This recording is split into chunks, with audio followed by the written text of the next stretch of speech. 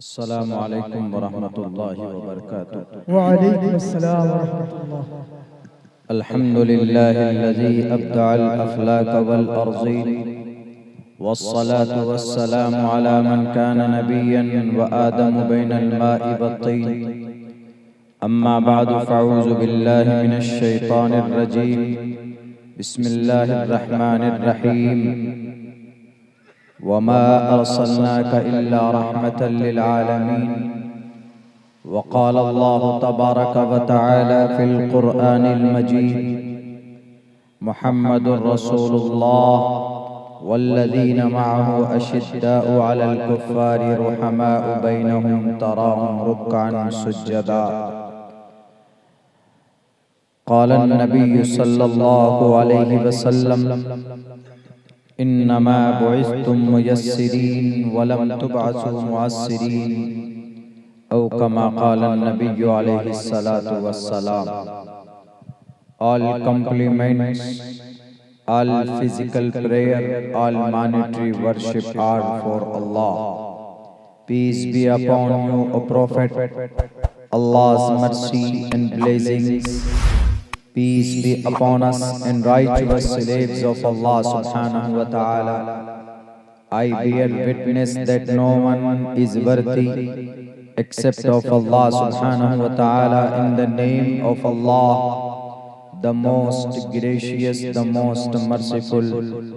My Lord, expand me my breast is my task for me. Remove the impediment from my speech so they may understand what I say. दातव्यमिति यद्यानं दीयते नुक्कारिणे देशे काले च पात्रे च तद्दानं सात्विकं स्मृतम्। जा नरपति पर जा दुखदाता सो नर तुरत नरक महु जाता। राजा तो धर्म से तो स्यात पर जानाम चोपकारका। समगच्छादवम संवदत्वम संवो मनानसी जानताम। ओम नमः भगवते वासुदेवाय विश्वेश्वरा आदि पुरुष अपरंपारा अल्लेख पुरुषा नमः। सदरे जलसा मुहतरम उलमाए किराम और इस जलसे सीरतुन नबी की निस्बत पर जमा होने वाले हमारे दीनी भाइयों और पर्दे में बैठी हुई हमारी समाज की इज्जतदार माँ और बहनों,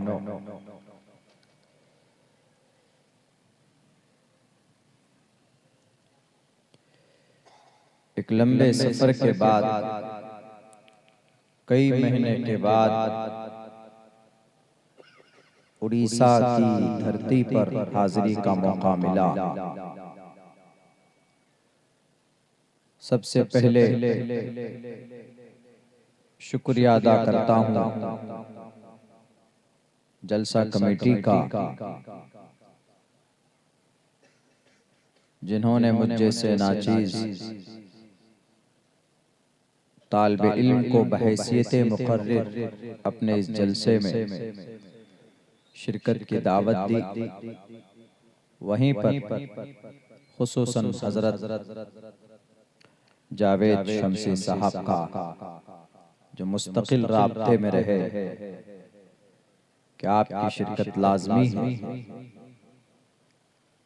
तो उनका भी मैं शुक्रगुजार हूँ कि मैं मुस्तकिल 12 घंटे ट्रेन में बैठकर सोने का भी मौका नहीं मिला। सुबह 7 बजे से चला और तकरीबन 7:30 पौने 8 बजे मैं आपके इस जलसे में शरीक होने के लिए कटक रेलवे स्टेशन पहुंचा।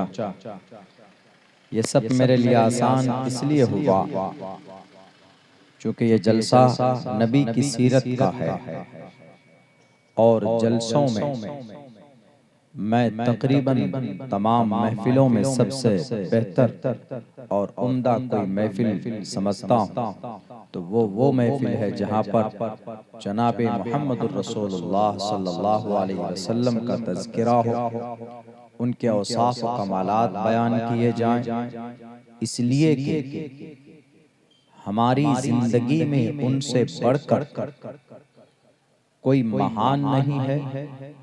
हमारी जिंदगी का सबसे बड़ा मोहसिन, मुरब्बी, मुशफिक अगर कोई है, बल्कि पूरी जगत का, पूरी दुनिया के इंसानों का अगर कोई मोहसिन है, खैर ख्वाह है, मुरब्बी है, मुशफिक है, तो वो जनाब मुहम्मदुर रसूलुल्लाह सल्लल्लाहु अलैहि वसल्लम की ज़ात अक़दस है।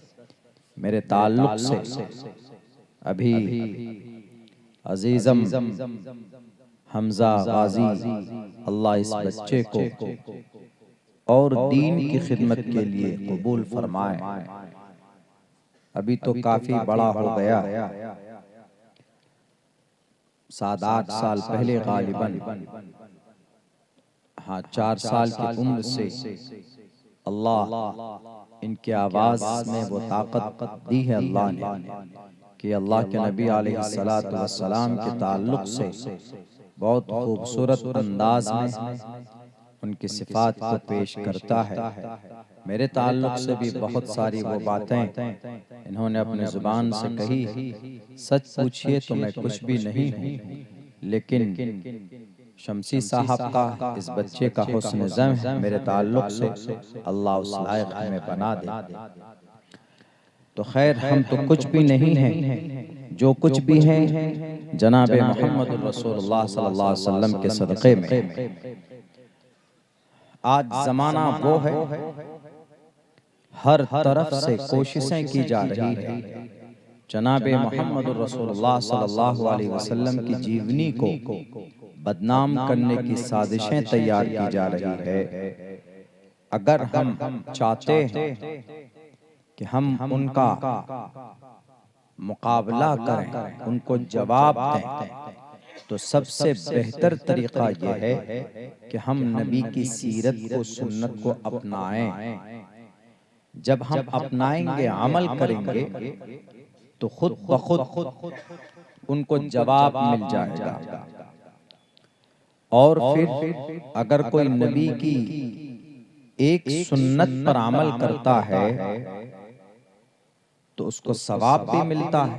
अल्लाह के नबी की हदीस है, मन अहया सुन्नती इंद फसादी उम्मती फलहु अज्रु मिअति शहीद औ कमा क़ाल नबी अलैहिस्सलातु वस्सलाम। ऐसे वक्त में जब चारों तरफ कुरान पर, शरीयत पर, चारों तरफ मानवता और इंसानियत का जब जनाजा निकाल दिया जाए, शर्र फसाद हो, उस पुरफितन दौर में अगर कोई एक सुन्नत पर अमल करता है तो उसको अल्लाह तबारक व तआला 100 शहीदों का सवाब अता फरमाता है।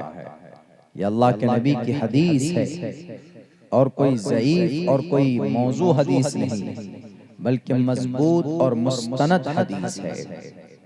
तो इन पर अगर हम अमल करेंगे तो इंशाअल्लाह जो चीखते हैं, जो चिल्लाते हैं, जो रात दिन पैसे खर्च करके अपने पूरे टेक्नोलॉजी को इस्तेमाल करके इस्लाम को, नबी की जीवनी को, कुरान को बदनाम करने की कोशिश करते हैं, उनके अल्फाज को बदलने की और उन पर तुहमत लगाने की बात करते हैं, वो सब खत्म होते चले जाएंगे।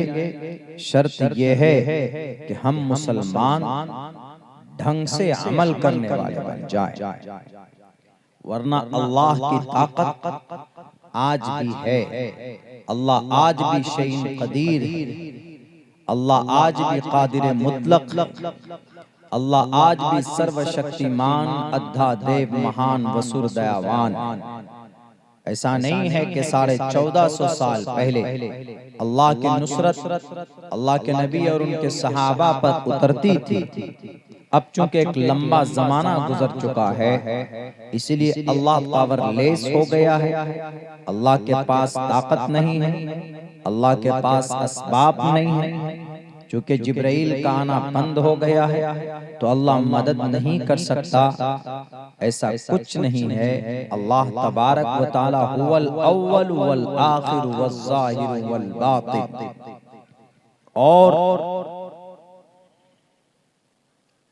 वो कल भी जितनी ताकत का मालिक था, आज भी उतनी ही ताकत का मालिक है। और कयामत तक क्या, कयामत के बाद भी उसी की हुकूमत रहेगी। और उस अल्लाह को किसी की मदद की जरूरत नहीं है। जब अल्लाह किसी की मदद करना चाहता है तो जाहिर सी बात है वो सबब, एक निजाम है, एक सिस्टम है, वो है सबब का। अल्लाह मुसब्बिबुल असबाब है। अल्लाह खुद हर काम कर सकता है, लेकिन अल्लाह चूंकि इंसान का रोल मॉडल नहीं बन सकता, इंसान जिंदगी कैसे गुजारेगा, तरीका क्या होगा, 24 घंटे की जिंदगी कैसी होगी, उसके लिए अल्लाह तबारक व तआला ने नबियों को भेजा। और इन द एंड जनाबे मोहम्मदुर रसूलुल्लाह सल्लल्लाहु अलैहि वसल्लम को भेजा। अल्लाह कर सकता, अल्लाह कादिर है, लेकिन अल्लाह के निजाम के खिलाफ है। अल्लाह कादिर है, कुदरत है अल्लाह, लेकिन अल्लाह के सिस्टम में ये चीज नहीं है। अल्लाह ने सबको एक दायरे के अंदर, एक सबब के अंदर बांधा है। लेकिन जब अल्लाह चाहे तो बिना सबब के भी कर सकता है। जैसे हजरत इब्राहिम अलैहिस्सलाम को जब नमरूद ने 3 महीने तक आग जलाई, आग लकड़ी जमा किए चारों तरफ से लाकर उसमें अंगारे दिखाए कि इब्राहिम को डालना है। जब डालने का वक्त आया तो अल्लाह तबारक व तआला के तरफ से एक फरिश्ता आता है, जिब्राइल अलैहिस्सलाम। ए इब्राहिम, ए खलीलुल्लाह, दुनिया आपकी तरफ देख रही है, मैं आग के फरिश्ते को आपके साथ लाया हूं। अगर आप इससे मदद लेना चाहें तो आप सिर्फ बोल दीजिए।